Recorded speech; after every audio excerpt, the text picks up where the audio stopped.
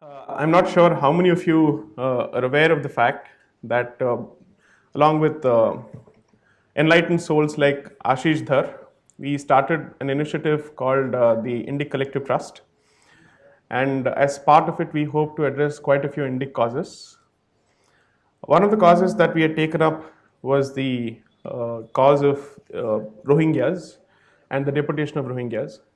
I just wanted to start off the session with something that was written in the immediate aftermath of our intervention in the Supreme Court. So let me just give you a short background of what happened so that you have a clear picture of where I'm coming from.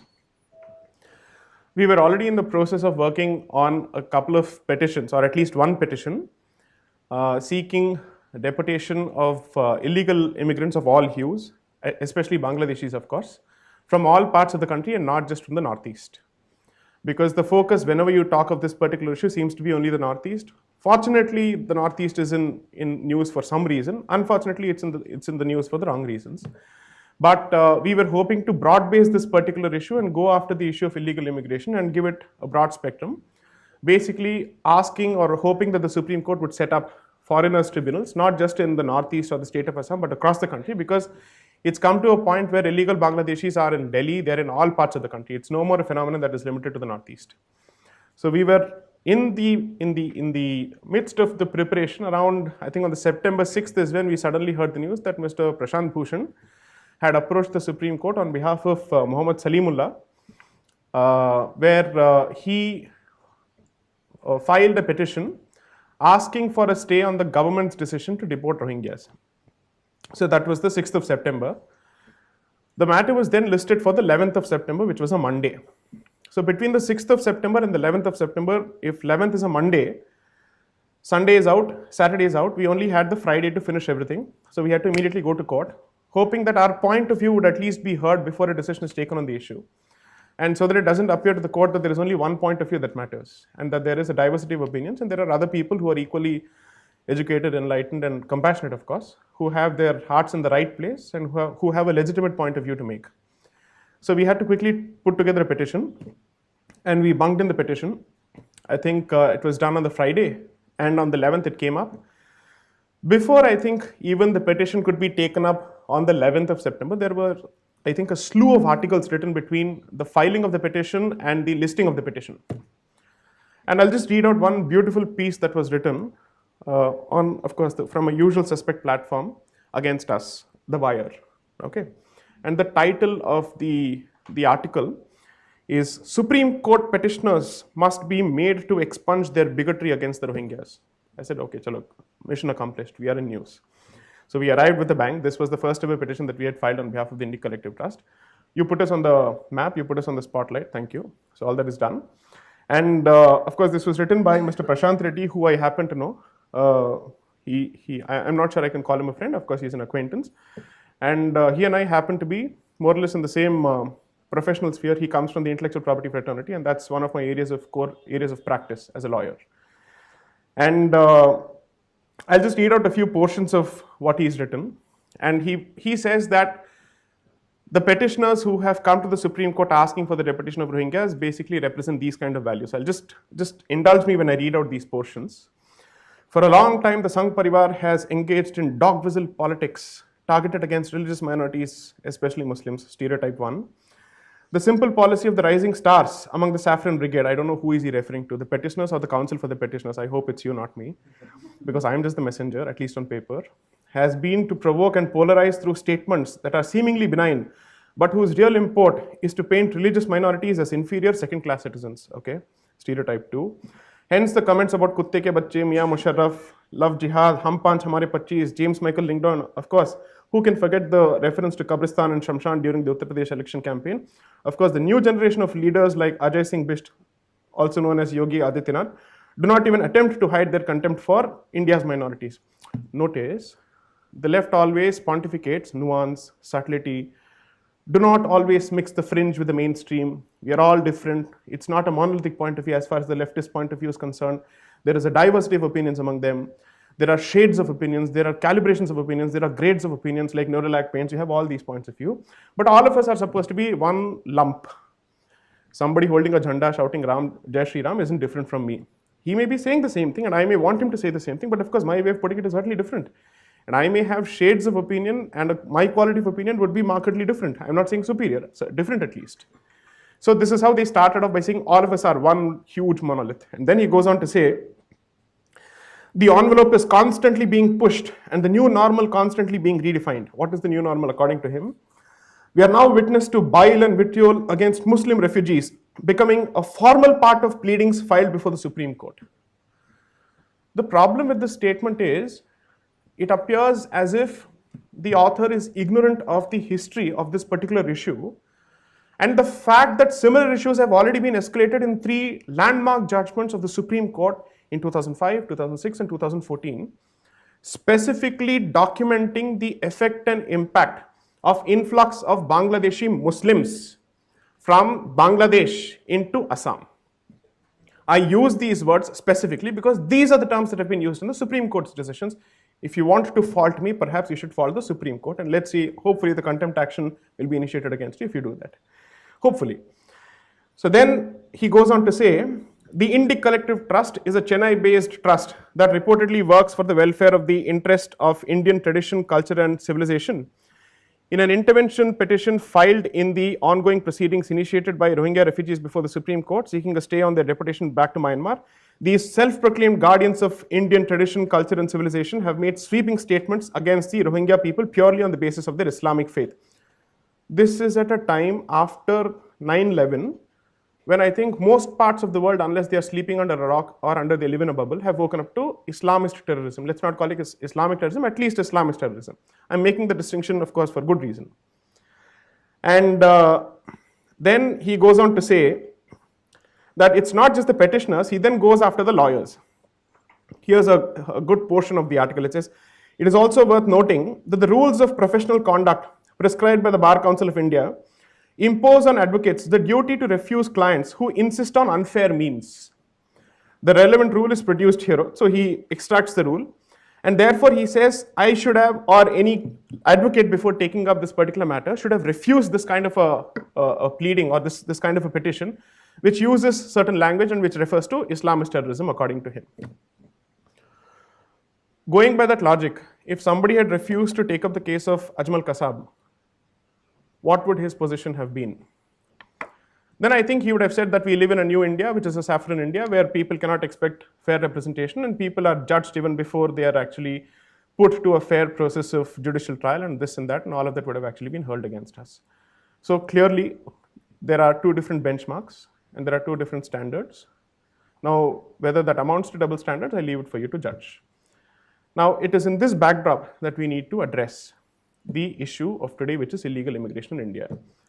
First, deal with the perception and the political incorrectness of the topic itself, because it appears that anybody who holds a point of view which doesn't resonate with the point of view of the media establishment or the left establishment is necessarily on the wrong side of history and is on the wrong side of compassion, is on the wrong side of humanity. That seems to be the narrative that is being peddled.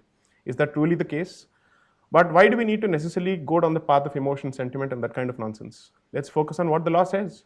If you're a democracy, I hope that rule of law is one of the necessary concomitant that flows with democracy, that is consistent with democracy and democratic values and constitutional values.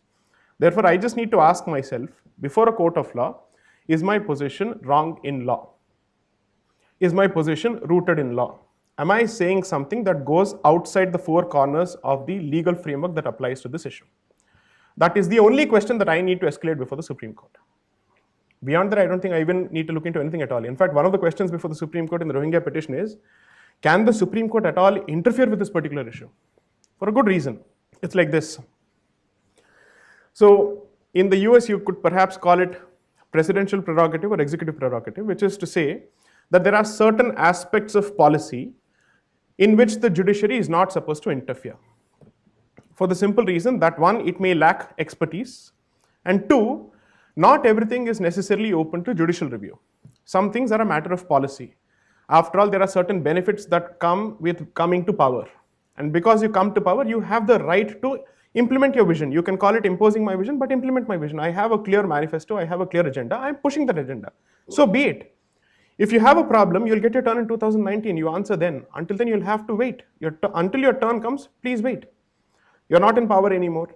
Therefore, if there is an agenda that is being pushed, you can only challenge it on legal grounds. Beyond that, you really have no recourse at all. All your moralistic nonsense must necessarily find its way, I can't see the dustbin, but in the dustbin. Therefore, the point is, you need to ask yourself one question. If, let's say, I can justify my position in law, and I can also justify my position from an ethical standpoint, which I don't need to before a court, but let's say I can. And if I can also justify my position from a civilizational standpoint, really, what is your case? That I have a problem with minorities. Now, even minorities, or let's say somebody who belongs to a certain faith and who is not necessarily a citizen of this country yet, has become a minority of India already. I understand, my mind boggles at this particular presumption because you conflate so many issues at the same time. If India is already unsafe for these minorities, pray tell me, why do you want to invite them further and subject them to worst persecution? I don't understand. We're the worst possible country for minorities, don't you know that? So in light of this, in light of all this hyperbole, it's important to separate the wheat from the chaff. It's important to ask ourselves, what are the core questions at play? What are the rules of law that apply to those issues and questions? And what should be the logical conclusion? Now, what is happening before the Supreme Court is not a private dispute. It is necessarily something which concerns every member of the country. It concerns everyone, every citizen, and therefore it's an issue of public interest. And therefore, commenting on an ongoing proceedings, let's say on an ongoing proceeding before the Supreme Court, which is sub judice, in a matter of public interest, is not contempt of court, is my humble submission. Therefore, I will comment on it. I don't have a problem with it. If somebody has a problem, they can take it up before the court. Now, the point is, there are two issues that I wish to address as part of illegal immigration in India as on date. Obviously, the immediate news peg is Rohingya. But something that has been simmering and festering for a very long time, at least since the 1960s or even the 50s, is the issue of Bangladeshi immigration in the Northeast. Both need to be addressed because there is a clear continuum between the two. There is not too much of a distinction except for the ethnic group that's coming in. In fact, I would go on to say there is no ethnic distinction also, because there are clear scholarly publications written by Burmese scholars who go on to say that Rohingyas were originally Bengali Muslims from the place Chittagong. They were recorded as Chittagongians in colonial records of the British. That Rohingya apparently is an ethnic term which can be applied across religious sections is, I think, factually incorrect and historically incorrect. Rohingya has always been understood as Rohingya Muslims only, not any other community. So let's be very, very clear about this. In fact, as part of our intervention petition before the Supreme Court, we have filed an article of 2005. I've brought this along with me just for the sake of reference, of 2005 by a scholar from SOAS Bulletin of Burma Research, and she is, let's say, a scholar in this institution who has traced the origins of Rohingyas, their historical origins, and the development of a Muslim enclave in the state of Rakhine or Arakan, and then has explained what is it that this country has been grappling with, just like us, since 1948. Okay, this is not a relatively new issue. It's been going on since 1948. Now, before that, there is one thing that we need to address. We live in a nation state. If we live in a nation state, certain assumptions and presumptions go along with the concept of a nation state, which means I am entitled to protect my borders. So I have the power as well as the duty to protect my borders. Has globalization made a difference to the idea of a nation state in real practical terms? I don't think so. I think perhaps the best example as on date would be the Brexit example. The fact that you cannot erase identities, you cannot erase ethnic identities, or you can't erase religious identities or national identities, or the concept of nationalism is not moot. The concept of nationalism has not become redundant, is something that we need to recognize, because that is at the heart of this entire issue. Because the argument which you will be fed from the other side is, India is a country whose history is full of migrations. In fact, I had a gentleman write on my timeline on Twitter that what happened from 700 AD till 1947, inclusive of both, let's say, the Muslim invasions as well as the British colonialism, is an example of migration according to him. I didn't know whether to pity him or to laugh my guts out. I just said, ignore the fool. There's no point in engaging with such a person. If you can't distinguish between invasion, migration, settlement, and colonialism, God save you. In fact, then I think there is something seriously wrong with our education system, which it is. So the problem is to conflate these two issues. Well, see, the thing is, their convenient position is, if you're wrong on the law, and if you don't have a clear position to support yourself as far as the law is concerned, they'll immediately switch to the other argument, which is the civilization argument and the globalization argument, to say, are you not living in the era of Cold War, where you still think that national identity as a nation state as a concept still matters? Of course it matters. How does it not matter? Of course it matters. If, let's say, India is only a land of migrations and it's only been a successive wave of migrations and it's all been peaceful, why do we still push the Aryan invasion theory? Let it be the Aryan migration theory. Perhaps we may even accept it, even if it's flimsy, has no basis, is scientifically flawed. You can't say on the one hand that you have a problem with this particular racial stock invading this country and saying that they subjected Dravidians to a lot of oppression, and then use the Aryan invasion theory to peddle one agenda, and then justify every other invasion as migration. I don't see how both of these can hold water. Something is terribly wrong. And I think it doesn't need an IQ of 120 or even 150 to understand that there is a problem with both these arguments. You can't actually say that both of them are consistent and they can be reconciled. Not possible at all. So we need to understand that unless and until we agree and accept that the concept of a nation state continues to be valid and it has to remain valid, there is no point in discussing the subsequent issues, because then you will say you're only dealing with technicalities. Your mind will immediately say, sorry, you're living in the old world, you're a dinosaur, you're not modern, you're not secular, you're not liberal, and therefore you have not embraced the concept of globalization in spirit and in substance, and that's why you continue to harp on my country, my territory, my border, and this kind of nonsense. Why do you fight? War is all useless. I'm so sorry. Be it war or every other concern that we are faced with today is intrinsically connected to the concept of a nation state, at least as far as our external issues are concerned, or perhaps even internal issues. Be it aggression from within, let's call it Naxalism, or aggression from outside. Both of them are challenges to India as a state, India as a nation state. Therefore, it's important to respect the sanctity of the concept of a nation state in the first place, and then ask ourselves, what has it got to do with this particular issue? As I said, the concept of protection of your sovereign borders flows from your right as a sovereign state. Now in India, what is the legal framework that applies to this particular issue is the simple question. Illegal immigrant का कहीं पे कोई परिभाषा है, कोई definition है? Does anybody know of it? After all, if I have to place this argument before the court of law, I have to root my position in some kind of a legislation. And if I have to call someone illegal immigrant, I need to trace the definition to some statute, correct? I can't be just using the word refugee and illegal immigrant without any kind of basis. The basis for this would be in two acts, in fact. One is the Citizenship Act and the other is the Foreigners Act. Both of them complement each other, where one defines who is a citizen and the other defines who is a foreigner. So, as far as the Citizenship Act of 1955 is concerned, it goes on to say that someone who is not a foreigner is a citizen. Beautiful definition. Now, who is a foreigner is actually defined in the Foreigners Act of 1946.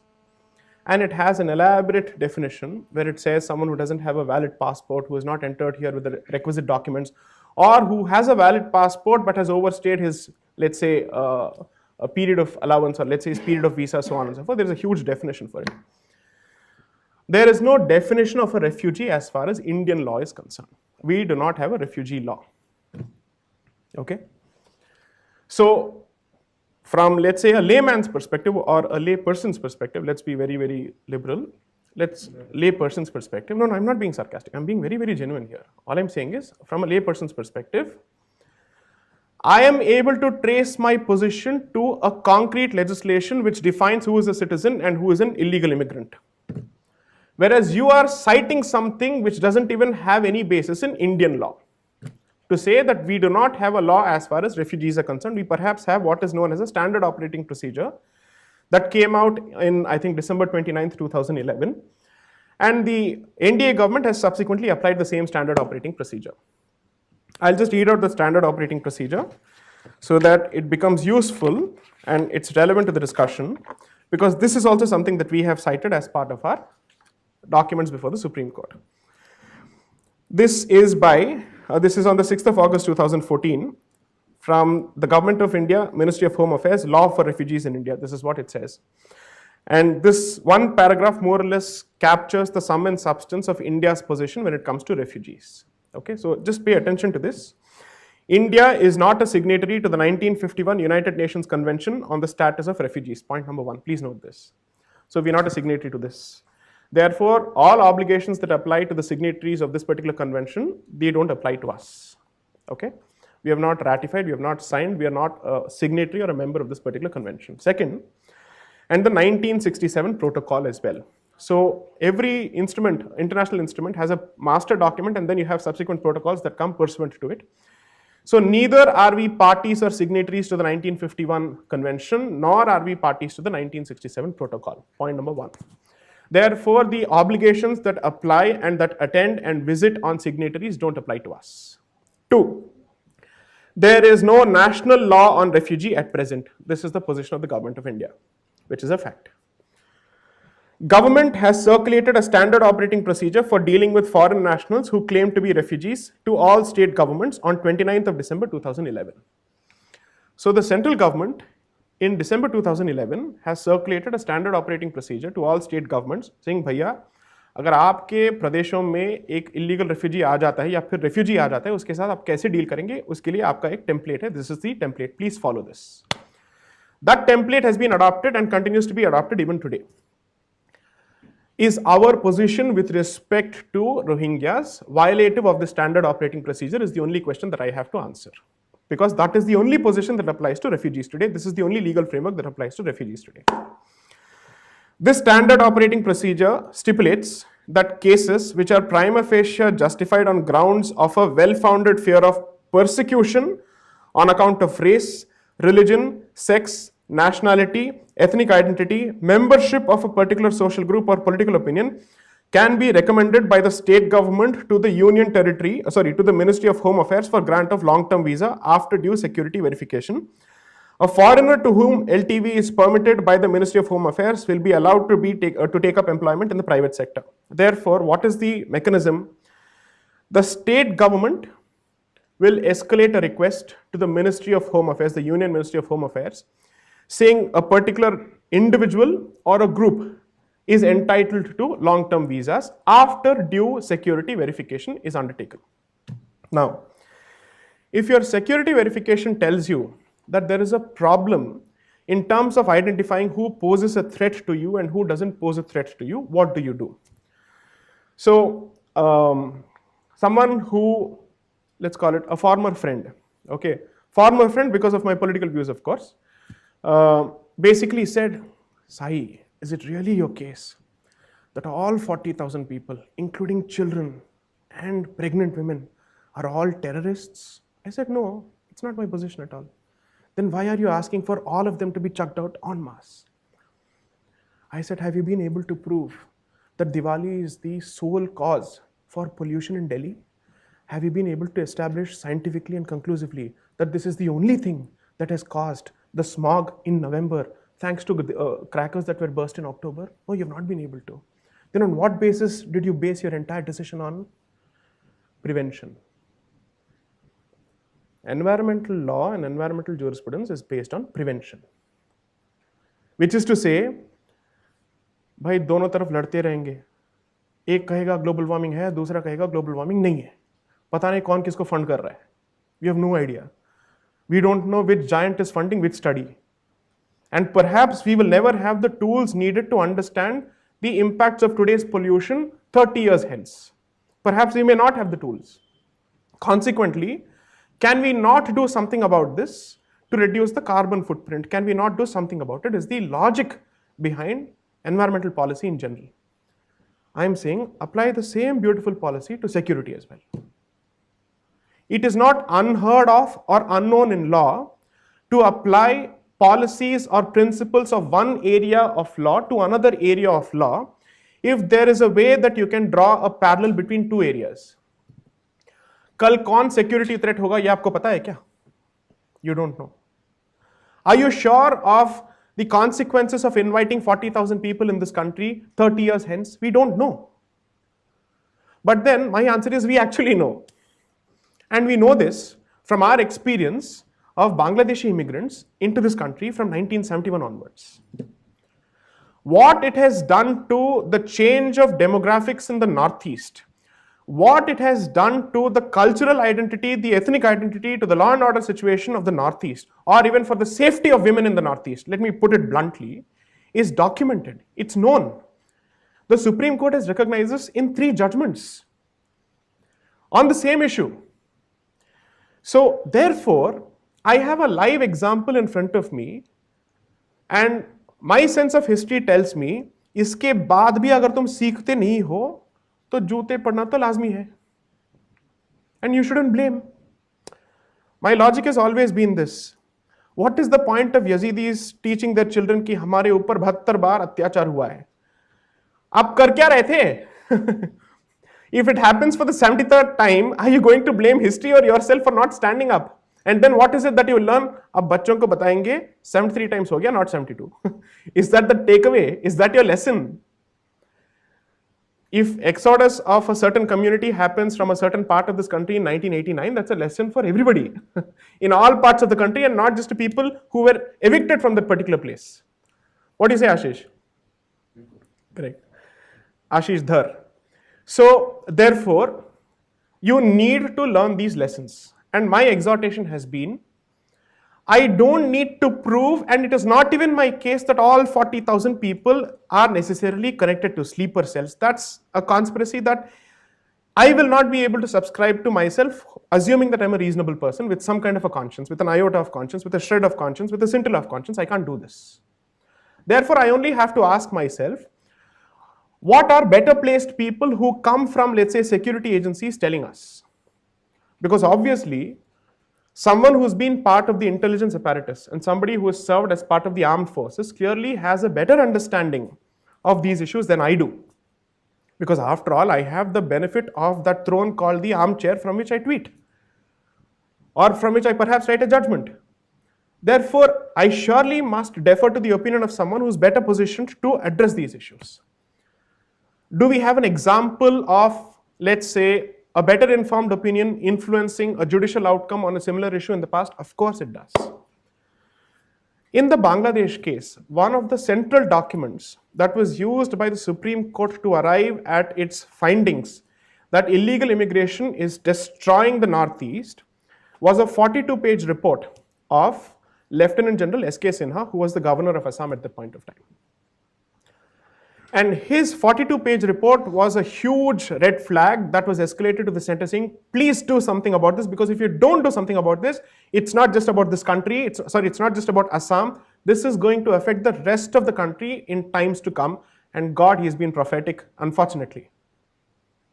His words have borne fruit. You know for a fact that this is happening in front of you when you know for a fact that in Greater Noida, illegal Bangladeshis have created havoc. Right? And imagine how many thousands of kilometers it is away from Assam. Therefore, we need to learn our lessons from the Bangladeshi experience, is my humble submission as far as the Rohingya issue is concerned. But then, before I get into the further nuts and bolts of the Rohingya issue, let me just explain to you what has happened in the Bangladesh case so that you know how politics has played a role, which has been captured in the judgments of the Supreme Court, in the affidavits filed before the Supreme Court, and you will see that politics has been responsible for us not seeing enough deportations in this country. I'll just read out a few portions, and perhaps this may be of some use. Those who wish to make a note of this can do, because I have a very clear note of these things. So the first is a writ petition filed in the year 2000. Which led to a judgment of 2005. The second is a judgment of 2006. The third is a judgment of 2014 December, by which time the supposed party with the difference had come to power. Now, point number one. In 2000, what was the issue? What happened in 2006 and 2014? Just pay attention to this, because this is extremely important. The sequence of events make a lot of difference here. So the issue of protecting the ethnic identity of Assam is something that has always been an issue ever since its accession to the Union of India. And therefore, you had one of the first legislations to come out after the Foreigners Act of 1946 was the Immigrants Expulsion Act of 1950 that was made applicable to Assam. Subsequent to that, people realized that nothing of consequence is happening. We still see our identity and our places being taken hold of, and vast numbers are pouring into this particular land. We need to do something about this. So the All India Assam Student Union, they start creating a ruckus about it, and then that leads to the accord, which is known as the Assam Accord, which is arrived at on the 15th of August 1985. Okay. Now, before that, something happens. The government comes out with a legislation called the IMDT, Illegal Migrants Determination by Tribunal Act of 1985, pursuant to which they set up foreigners tribunals. They set up illegal immigrants tribunals to basically deport these people. There is a Foreigners Act of 1946. There is a Citizenship Act of 1955. There is an IMDT Act of 1985. Okay, 1983. You already have a Foreigners Act to kick out foreigners. Why did you need a second legislation in 1983? Ask yourself, why do you need two acts to achieve the same object? Foreigners Act is meant for constitution of tribunals to deport foreigners. The government has absolute powers, unfettered powers under this legislation to kick out anyone who is not a citizen of this country, who is an illegal migrant. Then why do you need a second legislation? Oh, this is where it becomes relevant. The IMDT Act imposed a higher burden on the government to prove that somebody is an illegal migrant. Consequently, the burden which was there under the Foreigners Act was hiked up and spiked up so that it becomes difficult for you to kick someone out, thereby defeating the very object of that particular act itself. Therefore, the Assam Students Union continue to write and make representations to the state government. The state government makes representations to the central government over and over again saying, do you know what is the biggest hurdle in the way of deportation? The very legislation that is meant to facilitate deportation. They go on writing this. They go on writing this until it reaches a crescendo, and then they enter into the Assam Accord of 1985. But does it lead to the repealing of the act? No, it doesn't. It goes on. So you get a standard response from the central government at all points of time. And I'm assuming throughout this entire period, BJP was not in power.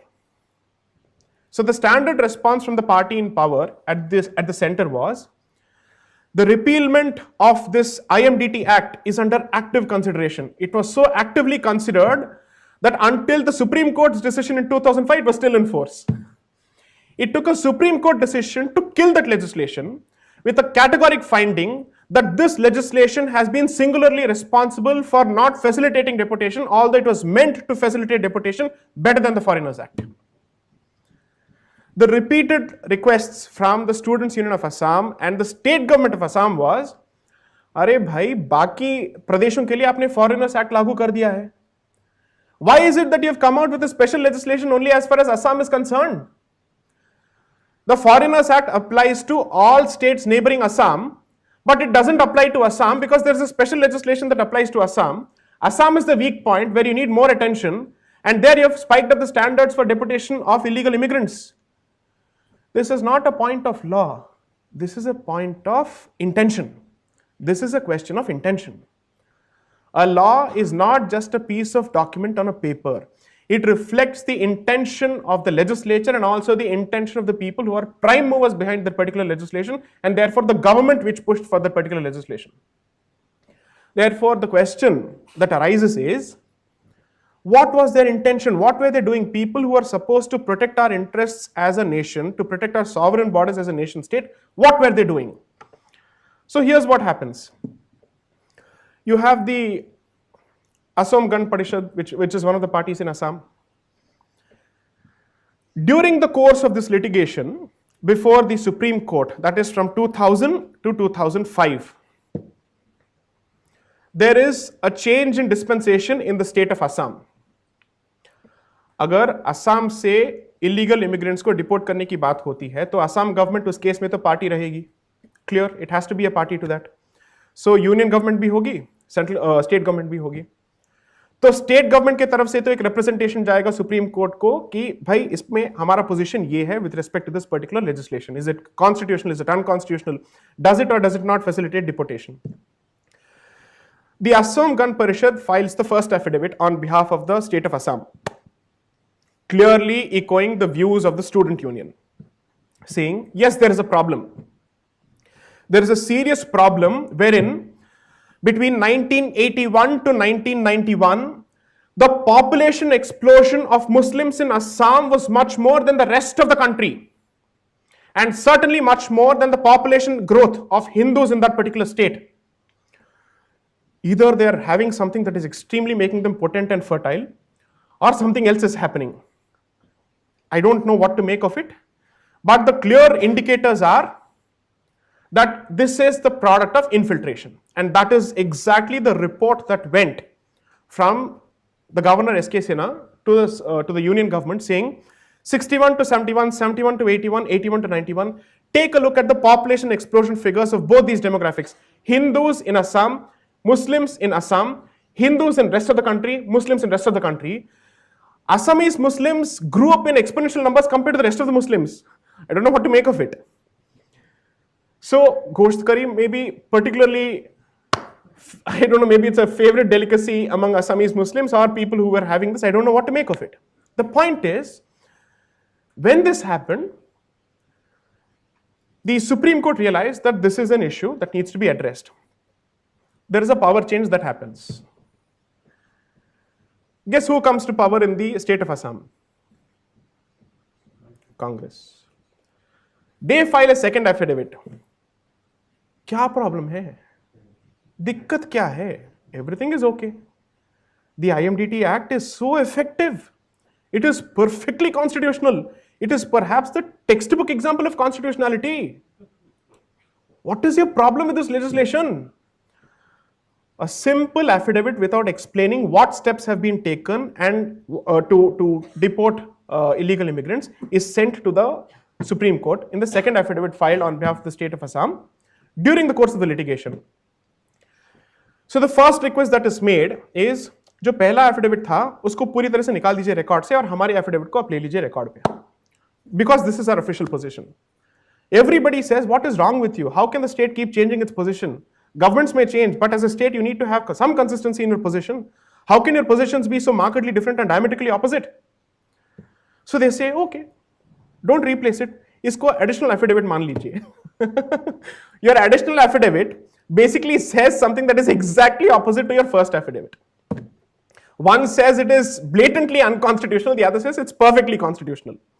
So the Supreme Court says, okay, I don't have a problem. I'll use your affidavit as well. And then the Supreme Court says, I don't see why should I place reliance upon the second affidavit at all when the facts are to the contrary.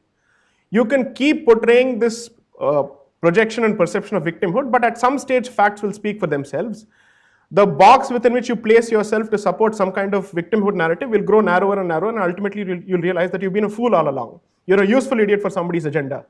So that's what exactly happened, and the Supreme Court said that this legislation needs to be scrapped. The rules under this particular legislation need to be scrapped. So the government says, okay, chalo. Now I'll come out with a new order under the Foreigners Act itself, and I'll come out with a new set of rules. Again, the same story repeats itself. Now this is in the year 2006, and if my memory serves me right, BJP went out of power in 2004. So again, the Congress was in power in 2006. Again, so in the first petition, the lead petitioner was Mr. Sarvanand Solowal, who was the president of ASU at that point of time. And again, in the second petition, he was the petitioner. Again, going back to the Supreme Court saying, you ask them to strike down that legislation so that they can facilitate and expedite deportation. They again come out with a blessed order, which is in the teeth of your first judgment. So again, that is struck down. Detailed directions are issued saying, sorry, you have to do something about this, increase the number of tribunals, border fencing ko zyada karo. Please understand that Assam has only a 262-kilometer border with Bangladesh, and the entire length of that border is 4,096 kilometers approximately. Obviously, it's not a straight, the topography is not flat. There are issues there, it's going to take some time. But my question is, भाई 1960 से लेके 2017 तक आप 262 kilometre को ठीक से fence नहीं कर पाए. Is that really your case? You couldn't increase the number of tribunals. You couldn't, and their repeated exhortations and affidavits before the Supreme Court have been, we have not been able to find qualified professionals to man the tribunals. I think the only comparable example would be of a child who comes late to the school. भाई late क्यों आए? Late आया. अरे सवाल जवाब थोड़ी हो सकता है. You have to give me a clear response. That's more or less the response that they gave. And this is the government of India making all these statements before the Supreme Court. If a private litigant had made these kind of statements, the court's wrath would have visited upon that particular fellow saying, kya kar diya aapne? How can you take the court for a ride? This is an abusive process. I wonder, why do governments get so much of an indulgence? What difference does it make? In fact, they should be held to higher standards. Any statement that they make, they cannot withdraw. You make a statement, you think through that statement and make that statement. Then what they do is, so we just discussed the Foreigners Act, we discussed the IMDT Act. Now you have the Citizenship Act also. The Citizenship Act is what bestows you with citizenship. It can't be any other legislation that does this. So they come out with a provision, section 6A of the Citizenship Act, that was inserted after the Assam Accord of 1985. Saying, बच्चे इतना चिल्ला रहे हैं, कुछ तो कर देते हैं यार. So they introduced that provision. Why was that provision important? Let me just explain this. So you have to look at three timelines: 1947 to 1966, 66 to 71, 71 till date. Okay. Anyone who has ordinarily been a resident of Assam prior to 1966 will be treated as a citizen of India and therefore a citizen of Assam, and therefore he cannot be treated as an illegal immigrant. 66 says 71 will be covered by section 6A of the Citizenship Act. The period after 1971 will be covered by the IMDT Act. That's how it was split. Now IMDT Act to gaya. That means deportation of people post 1971 also goes into the basket of the Foreigners Act, right? Therefore, the point was, the Foreigners Act now gives you the power to go after everyone. The Citizenship Act is protecting people between 1966 and 71. There are special provisions which are created for it. So the challenge to this particular provision was again filed, I think sometime in 2009. 2009, I think. So first petition was filed in 2009. The second petition was Writ Petition 562 of 2012. The second petition by Assam Sanmilita Mahasangha. This is the petitioner in this particular petition. That decision came out on the 17th of December 2014, after change in power in the center. Now one would have hoped that a change in dispensation would bring with it a change of conscience and a change of position as far as such a critical issue is concerned. The government in power in December 2014 defended section 6A of the Citizenship Act until the Supreme Court struck it down, or rather did not strike it down, basically said, we will look into this particular question of whether or not it's valid, but we are certainly of the view that ever since this issue has been escalated and has been brought into national spotlight in 1960, the number of people who have been deported is abysmal. It's barely in lakhs. And look at the numbers that we have. When when S.K. Sinha gave his report to the center in 1998, 1999, the number of illegal immigrants in Assam, I think, was close to, I think, 1.4 million, close to 1.4 million. Around that time, the population of illegal immigrants and Bangladeshis in Delhi, around that time itself, was 0.3 million. This was in 1998-99. Already they had reached Delhi. Official figures today are, the number is around 3 crores, 2 to 3 crores. And you can always add another 50% if it's a government figure. You can always spike it up by another 50%. That is the number that you're looking at. There is a clear recordal in one of these judgments, of the three judgments, that one of the pull factors, there are push factors. So Bangladesh की तरफ से एक push factor है और भारत की तरफ से एक pull factor है. One specific factor which has been recorded in the judgment is that they are used as vote banks and pampered by political leaders, and it's specifically mentioned. Now, when we make the same point about Rohingyas in 2017, we are called bigots. Our pleadings are sought to be expunged from the record of the Supreme Court. My bigotry is sought to be expunged. Fine, but who is going to expunge your idiocy? Who is going to help me brainwash your stupid brain? That you can't even seem to understand that this is a reality. If, let's say, I did not have a Bangladesh immigration example in front of me from 1971 to 2017, you could always say you're being a Trump-tard. Okay, you're certainly being someone who is resorting to fear-mongering, who's resorting to, it's not hyperbole, it's hyperbole. You're resorting to bigotry, you could say all of these things. But when I have this example, which has received the endorsement of the highest court of the land in 3 successive judgments, I wish to understand what is it I am saying which is not supported by facts and law. Now they say, no, even if there is no law which applies to refugees in India, there is certainly customary international law that applies to all countries who are part of the Committee of Civilized Nations, and all of us are supposed to respect it. I said, okay, tell us the principle which you're relying upon of international law to support the position that these people must be treated as refugees. They're saying there's a principle called principle of non-refoulement. Iska matlab kya hai? It's just this. Assume that a lady comes from Pakistan to India saying that she is being persecuted for her religious beliefs and that she is not comfortable in that particular atmosphere. You can't force her to go back to Pakistan. That is the principle of non-refoulement. भाई जिस आग से बचने की कोशिश करें आप उनको वहीं पे वापस नहीं धकेल सकते. That's the simple point. That means, which is the persecution or which is the place where persecution is happening as far as Rohingyas are concerned? Myanmar. क्या वो सीधा म्यांमार से भारत आ रहे हैं? बांग्लादेश में तो उनका इतना बड़ा टेंट है. So if I send them back to Bangladesh, am I sending them back to a place where they're being persecuted? Therefore, how is the principle of non-refoulement being violated? Second, is it your case that if, let's assume for a moment that persecution has taken place, it has occurred, and it is a real issue or it's an existential issue as far as the community is concerned.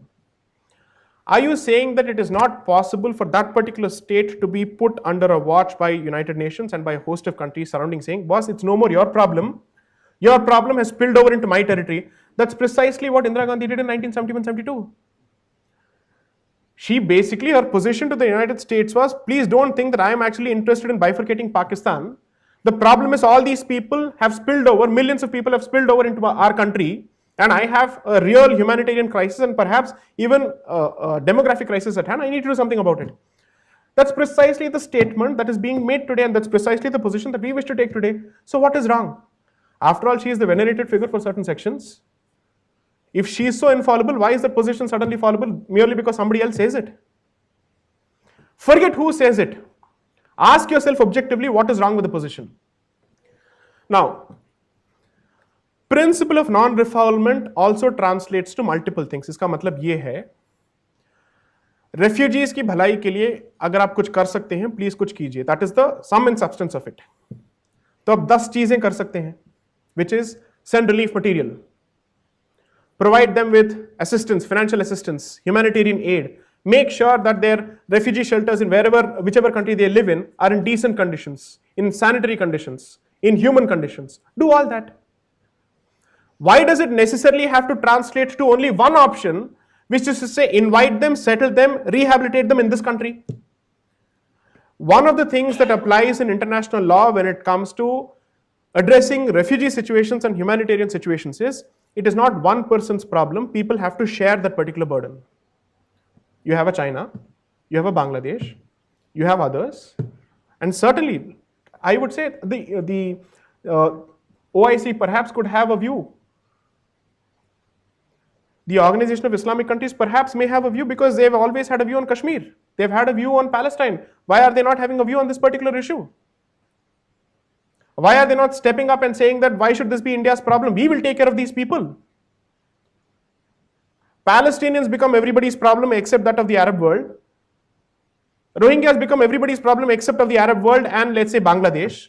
How is this correct?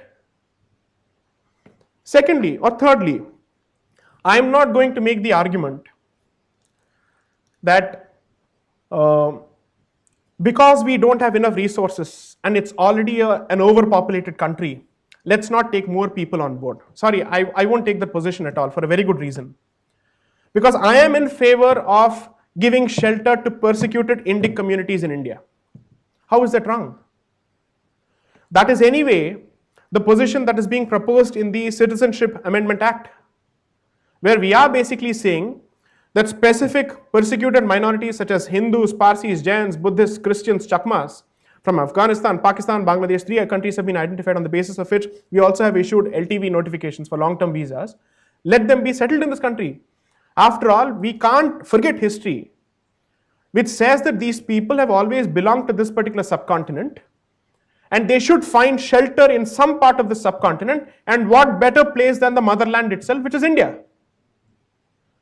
And again, there is, let's say, a legal argument to be made here. I will invite only those people in this country who, according to me, do not pose a threat to my existence. The law requires me to treat everyone within this country equally. But when somebody decides to enter my country, my prerogative in terms of a sovereign country reigns supreme, which means I get to choose who enters and who can't. And I can give specific reasons for it. I can give a specific rationale for it. Therefore, it is not illegal, unconstitutional to say that these are the people who we will invite in this country because we believe they don't pose trouble. Therefore, if somebody gives the stupid argument, you invited Zoroastrians, you invited Tibetans, you invited these people, yes, because I believe they don't pose any trouble to me. Shouldn't I have some kind of a concern when 40,000 people sneak in, and out of those 40,000 people, 16,000 people are in perhaps the most controversial flashpoint in India, which is Jammu and Kashmir, and all jihadi organizations and pro-separatist organizations throw their weight behind them? Aren't you actually proving the Supreme Court's finding that there are political reasons for it? That this is true? Bearing this in mind, it is legitimate for us to basically take the position that on the basis of identity, India may have the right and perhaps has the right and has the right to decide who shall and shall not enter this country. And where am I drawing this position from?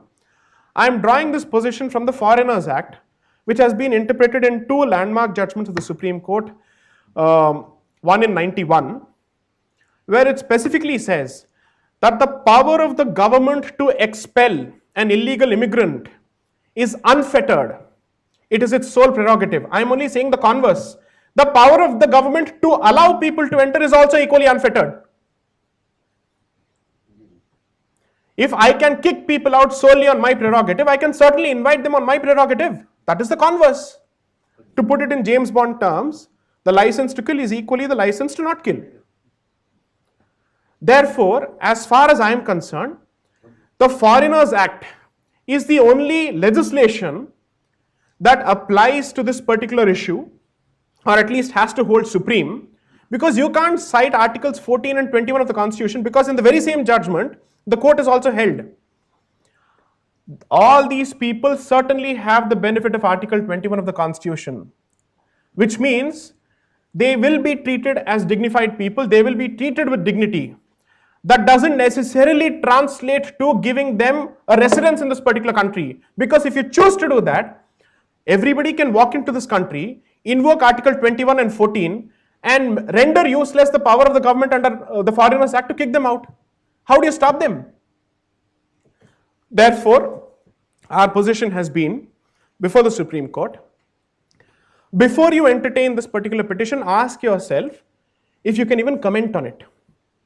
We are basically saying, I can approach the Supreme Court asking for deportation, but nobody can come to the Supreme Court to stop deportation. Because when I go to the Supreme Court, I am basically asking the Supreme Court to push the government to exercise its power, because it is not exercising its power. But somebody can't go to the Supreme Court and say, prevent the government from exercising its power, which is already recognized in two landmark judgments. Assume for a moment that a bona fide citizen of this country is suddenly branded an illegal immigrant, and then he is sought to be kicked out under the Foreigners Act. Of course, then you have the right to say, how did you suddenly brand him an illegal immigrant? What is the factual basis for it? What is the legal basis for it? It is nobody's case that Rohingyas are citizens of this country. If you're not a citizen of this country, you're not a citizen of this country under the Citizenship Act. Therefore, you're a foreigner. Now, under the Foreigners Act, you fall within the definition of an illegal immigrant because there is no definition for a refugee.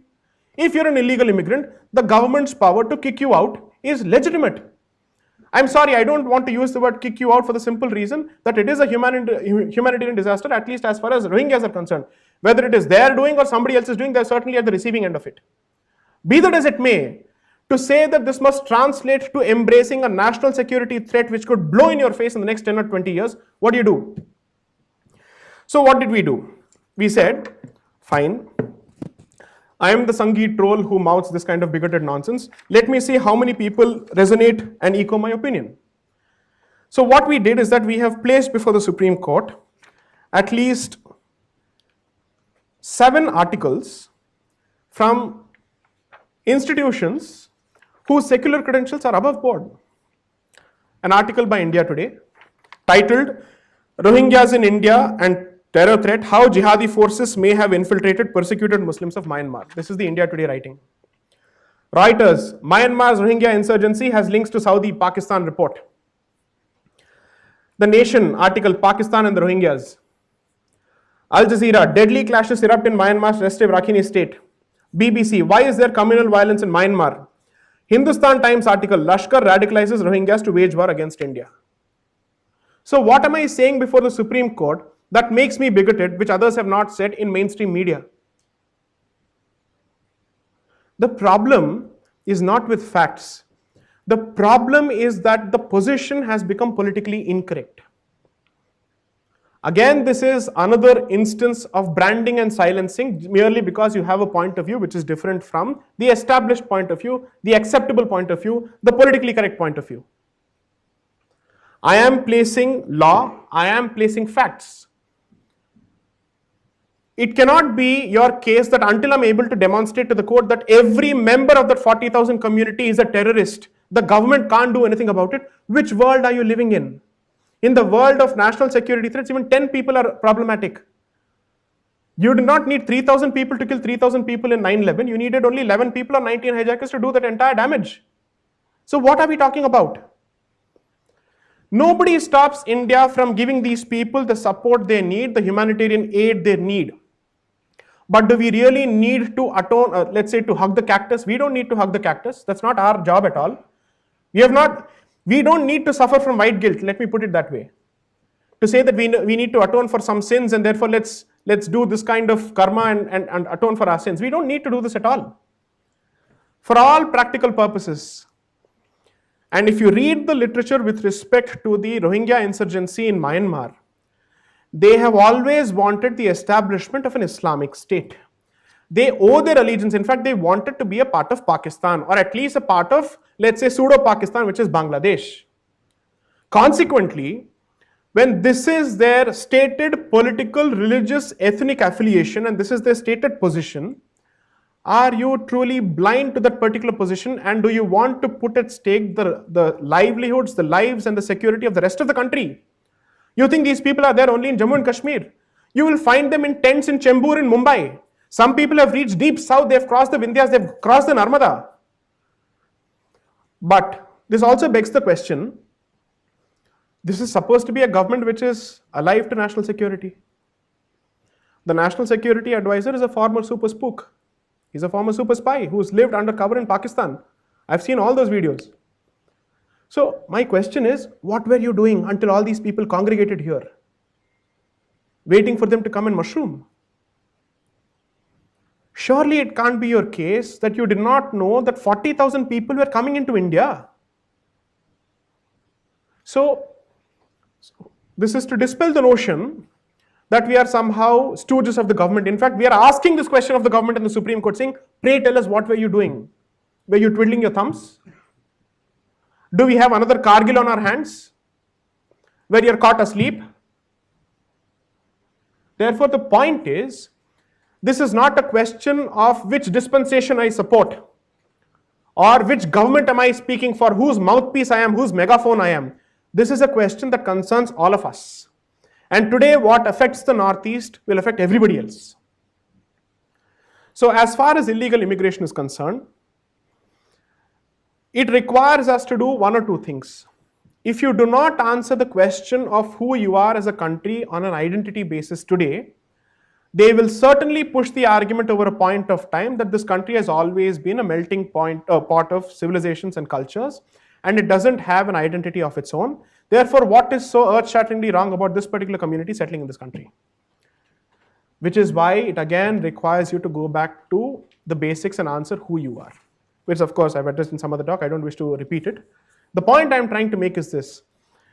The issue of illegal immigration may not affect people who live in a Jorbag or in South Delhi or in Sobo or in South Calcutta. I don't know what is it with south of all these metropolitan cities and rich people. But nevertheless, all these people may not be affected, and for them this is only a humanitarian problem, and therefore their bleeding hearts will say, bhai, kuch kar dete hain. For them this is another way of putting chanda, that's it. Beyond that they don't see it. Who's going to be affected? People living on the streets, because it is their jobs, their survival, their livelihoods which will be at stake first. It's always the common man or the middle class man or the lower middle class person who is going to bear the brunt of it first. Therefore, we may have the luxury of sitting in our air-conditioned rooms, holding wine bottles, basically saying, these people, I'm saying, oh, it's a saffron brigade. They've taken over the country. They have no heart at all. And what bores, what country brutes they are. That's the kind of nonsense you know how to peddle. But when faced with facts, when faced with real issues, when faced with law, you really don't have a counter except for hyperbole and allegations. I'm asking you, these are the facts and this is the law. Give me your counter. Your counter has only been, how can the court say all 40,000 people are terrorists? How can the government say all 40,000 people are terrorists? Arey, that's not even my position. You're creating a straw man and you're shadowboxing with him.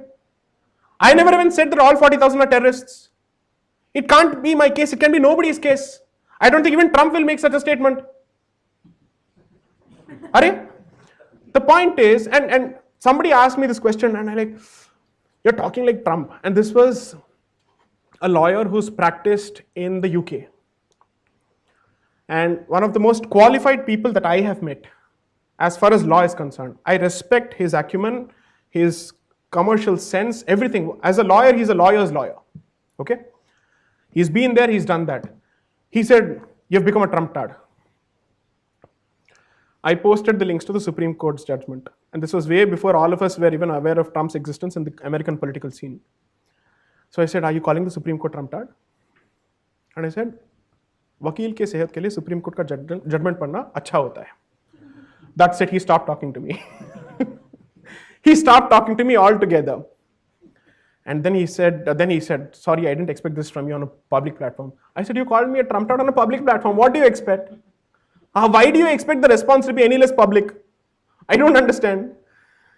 So the thing is, the moment you catch them on facts, they'll go back to playing victim. They'll go back to playing the perception argument. When you counter them with perception, saying, it's not just me saying this, the rest of the world is saying this, please wake up, they'll immediately say, sorry, you don't have a heart. Will me having a heart make a difference to my case in the Supreme Court? No. How does it matter? Some issues have to be addressed objectively. And please understand, we did not have a problem with Afghan refugees coming into this country. But we do have a problem with Rohingyas coming in. So please don't make it a Muslim issue. When Afghan refugees came into this country, we didn't ask them for their faith. For us, it was a simple question of, does Afghanistan in general, has it had an animus against India? If the answer is a no, there is no problem. But if Rohingyas have always said that their allegiance is towards the Islamic Republic of Pakistan, the land of the pure, or the land of the secondary pure, which is Bangladesh, then surely I have a problem with such people coming in, because you already made your choice before 1947. Why is that position expected to change all of a sudden? We may deny the two-nation theory, but they have subscribed to it. Their entire identity revolves around it. They've lived that theory all their lives for generations together. Consequently, to suddenly hope that them being in a position of victimhood would all of a sudden change their position towards the two-nation theory, I think is foolhardy, because perhaps this generation which comes in as, let's say, refugees may believe that no, India has given us this place, let's be good to this place. Can you guarantee that a generation down the line or 2 generations down the line, again they will not join voices and again let's call it trifurcate India? What do you do then? These are not conspiratorial apprehensions. This is not fear mongering. One, my position in law is rooted. I'm not saying it's 100% right, but I have a basis for what I'm saying. I don't see your basis. Factually, I'm not the only one saying what I'm saying. I have people, in fact, we even quoted General Ata Hasnain as part of our pleadings before the Supreme Court to say, even he has said this, and he's a proud Muslim. The man is proud of his faith. So he is not bringing faith into this entire thing. When somebody asked him on Twitter, what do you think of this particular issue of the Rohingyas? He says, a stateless people, particularly when they have links or they owe their allegiance to Pakistan, they pose a threat to India. He has made the statement. What more do I need? Therefore, as far as I am concerned, the issue of illegal immigration is bound to explode, because if the number is about, let's say, 4.5 to 5 crores today, imagine what a vote bank it represents. And whether I agree with Saswati Sarkar in general or not, but you need to read her pieces which she has authored along with Shanmukh and Diggaj. That's a fantastic series to read on the change in demographics along the entire Northeast in the border regions. And it's scary. Border regions in the north and in cities like Mangalore in South Karnataka and Kannada districts. You need to read them. The luxury of discussing and deliberating all these esoteric issues will be afforded to you only when you live in a truly secular state. And a truly secular state, unfortunately, is dependent on demographic balance to some extent. If the demographic balance is not in favor of secularism in the true sense, then you really have a problem. See, it's not our case that you go after a certain community and sterilize the community like Indira Gandhi did. That's not our point at all. You can't do that. Can you really go after a certain community and say, "Nahi bhai, aapke zyada bacche ho rahe hain, thoda kam kar lo"? That would be wrong. That's not even the position that's being said today. But it is certainly my case, and it can be our case, कि बाहर से तो लोग ना आए. Let there not be an artificial increase in population and an alteration in demographics because of extraneous considerations and external factors. Can we not stop that? That is a legitimate expectation. So for me, this is our case. This is the issue. What I'd suggest is kindly read all 3 judgments of the Supreme Court of 2005, 2006 and 2014. They make for brilliant, powerful and scary reading, because that is more or less playing itself out as we speak. And I hope it doesn't reflect the future. What can we do about it? I realized during the course of my research that somebody had filed a writ petition civil 125 of 1998, a foresighted gentleman specifically pointing out to the Supreme Court that the issue of Bangladesh immigration is not limited only to the Northeast. Why are you not constituting foreigners tribunals in the rest of the country? That was dismissed, or not dismissed, that was disposed of in an order dated 15th of April 2009. One-page order basically saying, सरकारी machinery अपना काम कर रही है, आप चिंता मत कीजिए. Based on an affidavit from the government basically saying that we have taken the necessary steps to increase the number of tribunals, to find the requisite qualified professionals. We are fencing the border. और क्या करेंगे? इतना ही तो कर सकते हैं. बस. That's it. The petition was disposed of. Why is this an issue? Now I am not sure. In the light of this particular order, can I go back to the Supreme Court again asking, now revisit this particular issue? You have already come out with a one-page judgment in 2009 in response to such a serious issue. Perhaps It's possible that the Supreme Court may have thought in 2009, "Arey, this is fear mongering. This is only an issue limited to the Northeast." When in fact in SK Sinha's report itself, he said that they were already in Delhi. I'm hoping that the changed circumstances and the changed factual matrix allows us to go back to the Supreme Court and say, you need to revisit and reconsider this. Foreigners tribunals have to be constituted across the country. Find the resources for it, because if you don't do it, you will have a real law and order, national security situation on your hands. We hope to do it. Let's see what happens. So that's my case. Questions, please.